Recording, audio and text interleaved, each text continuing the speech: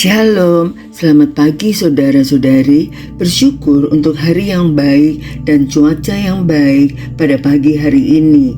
Mari sebelum kita beraktivitas, kita siapkan hati untuk mendengar renungan firman Tuhan lebih dulu.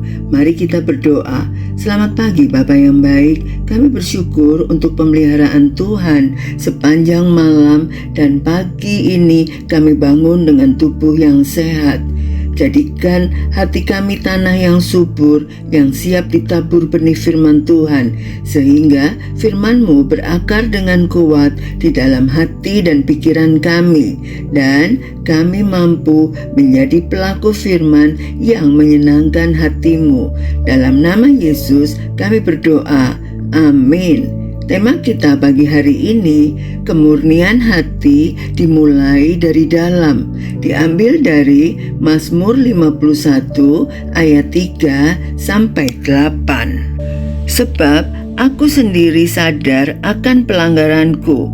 Aku senantiasa bergumul dengan dosaku. Terhadap engkau sajalah aku telah berdosa dan melakukan apa yang kau anggap jahat, supaya ternyata engkau adil dalam putusanmu, bersih dalam penghukumanmu. Sesungguhnya dalam kesalahan aku diperanakan, dalam dosa aku dikandung ibuku. Sesungguhnya engkau berkenan akan kebenaran dalam batin, dan dengan diam engkau memberitahukan hikmat kepadaku. Bersihkanlah aku daripada dosaku dengan hisop, maka aku menjadi tahir. Basuhlah aku, maka aku menjadi lebih putih dari salju. Biarlah aku mendengar kegirangan dan sukacita. Biarlah tulang yang kau remukkan bersorak-sorak kembali. Mazmur 51 adalah doa pertobatan Daud setelah ia jatuh dalam dosa yang serius. Dalam ayat 3-8, Daud menyadari satu hal yang sangat penting. Masalah dosa bukan hanya di luar saja, tetapi berasal dari dalam hati manusia. Daud tidak menyalahkan orang lain, tapi ia berkata, aku sadar akan pelanggaranku. Mazmur 51 ayat 3 dan 4. Ini adalah langkah awal kemurnian hati, mengakui dosa dengan jujur di hadapan Tuhan. Daud menyadari bahwa natur manusia sudah berdosa sejak awal. Mazmur 51 ayat 5. Artinya, dosa bukan hanya perbuatan, tetapi kondisi isi hati seseorang. Yesus juga menegaskan bahwa dari hati keluar segala kejahatan. Tuhan melihat hati, bukan hanya penampilan. Engkau berkenan akan kebenaran dalam batin. Mazmur 51 ayat 8. Tuhan tidak hanya melihat perilaku luar dan penampilan rohani, tetapi isi hati dan motivasi terdalam. Setelah jatuh dalam dosa, Daud sungguh-sungguh mulai dari dalam hatinya memohon pemulihan. Daud meminta disucikan, dibersihkan, dan dipulihkan sukacitanya.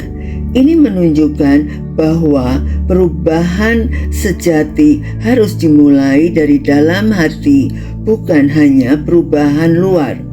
Kebenaran penting yang harus kita perhatikan, dosa dimulai dari hati, bukan hanya tindakan.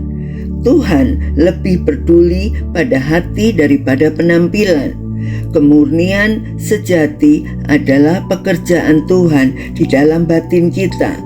Perubahan luar tanpa perubahan hati adalah semu. Sebenarnya masalahnya bukan di luar, tetapi di dalam, sehingga hidup kita bisa terlihat baik di luar, aktif dalam pelayanan, dan tampak rohani. Tetapi jika hati kita penuh iri, kepahitan, dosa tersembunyi, maka hidup kita tidak murni di hadapan Tuhan. Bagaimana kita memilih hati yang murni? Pertama, berani mengaku dosa di hadapan Tuhan. Jangan menutupi atau membenarkan diri.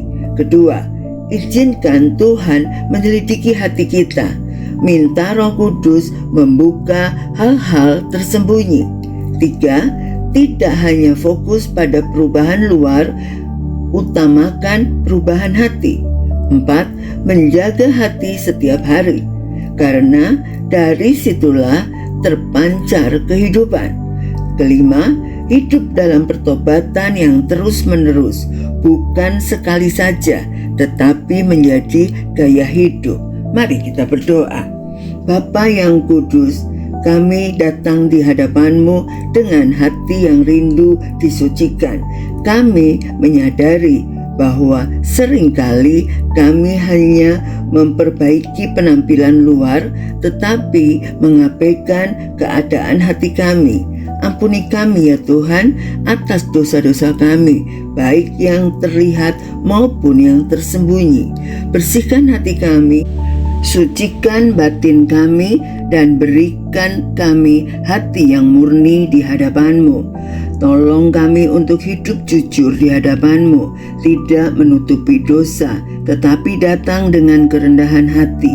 Biarlah hidup kami berkenan kepadamu, bukan hanya di luar, tetapi terutama di dalam. Berkati kami sepanjang hari ini dan jadikan kami berkat bagi banyak orang. Dalam nama Yesus kami berdoa dan mengucap syukur. Amin. Selamat beraktivitas. Tuhan Yesus memberkati.